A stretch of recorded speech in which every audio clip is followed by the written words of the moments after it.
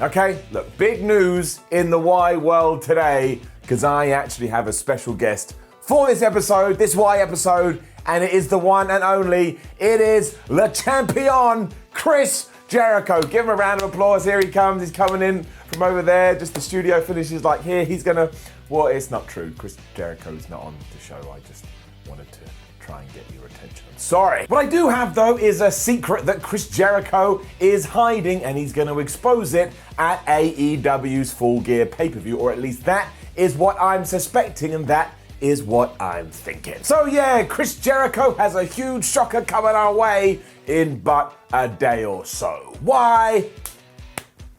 Here's why.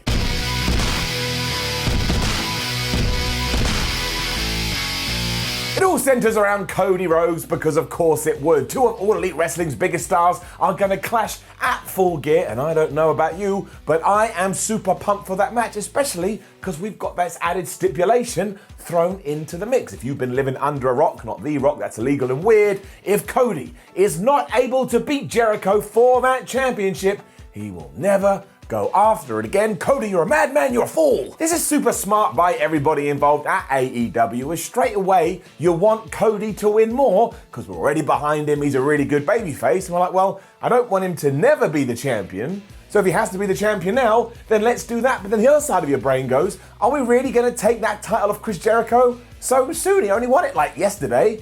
Barely done anything. Obviously, because this is wrestling, eventually somehow, even if Cody does lose, he'll find a way to get back in that picture. That's just how it works. But you can't piss off the fans. You have to respect your audience with, like, you know, just a little bit of whatever the word for respect would be. I guess respect, don't know what I'm talking about. Point is, if he does lose, he cannot challenge that for at least 1 year. And 12 months in wrestling, especially in 2019, is an incredible long time. And also, when you do come to try and achieve that, you better come up with a damn good storyline that doesn't insult anybody's intelligence. And again, super, super difficult, because you have said, never happening, nada, zero, There is another side to this, however, and it all comes down to what the former Y2J may have up his sleeve. And you've got to imagine that you want to do a big angle here so that everybody tunes into Dynamite the following Wednesday, and that is where you look through the roster and you reach out to one MJF. The best friend of Cody and someone who up to this point has been nothing but loyal. We all kind of know deep down that he's gonna turn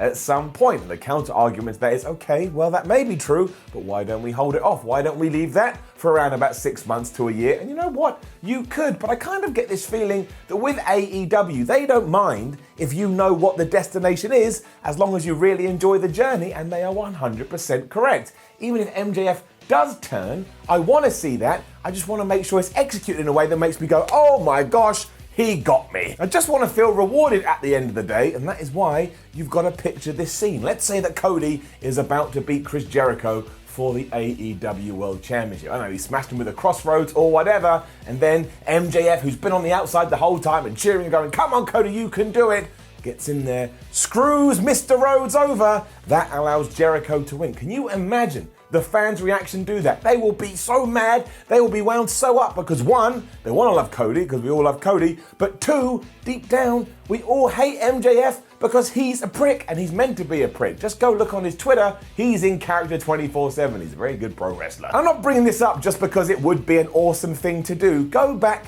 to that Cody video promo package that we ran on Dynamite but a few weeks ago. MJF was interviewed like at least 3 or 4 times in it, and at one point he said, at Full Gear, a star will be born. Now, the inclination was that he was talking about Cody, but MJF don't talk like that about the people. He was probably talking about himself. And how do you make yourself a star?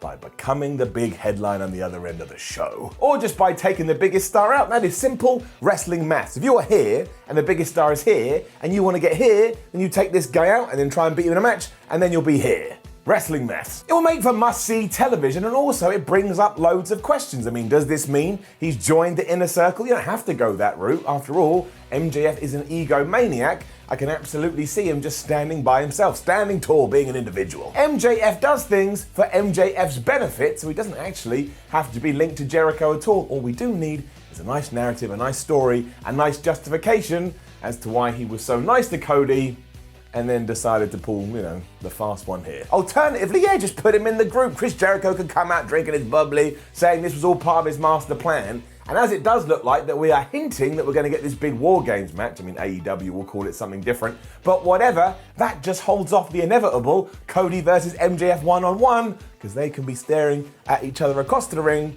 but the Inner Circle will be there, and the Young Bucks will be there, the Kenny Omega will be there. It's smart. Hell, just let MJF hide behind Jake Hager the whole time if you really want. That's just going to make him even more hated. Also, if you do put him with Chris Jericho, who is better at getting people more over than Chris Jericho? He's so good at it. Look at Sammy Guevara. In the space of like 3 weeks, Sammy Guevara feels like one of the best heels in pro wrestling. Now that's down to him, and that's down to his talents also being helped by Chris Jericho. And if you do that, MJF will be even more over than he is now. So it's like buying a Ferrari, but just rubbing a bit of extra polish on top. Eventually that polish will go away, but in the meantime, it absolutely shines. It's a bad analogy. Additionally, think of what you can do on top of that. Now, I don't know how we'd actually get here, and we'd have to go through a lot of obstacles first, but let's say you can somehow make MJF the world champion at some point down the line. I'm talking a long way down the line, and it's Cody that manages to take it off of him. I know it's no good to crap all over your promises, but if Cody is as over at this magical point in time that I've created as he is now,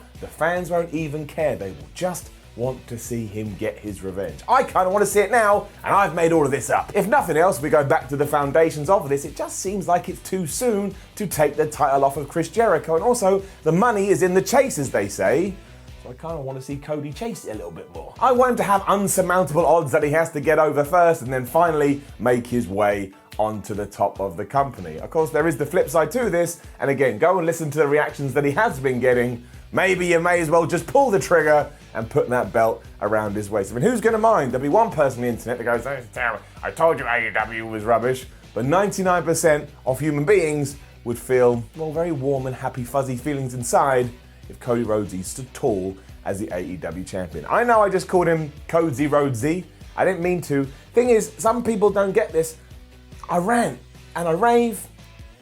Words come out. I'm sorry. Please don't write Cody Rhodes in the comments, and don't tweet me.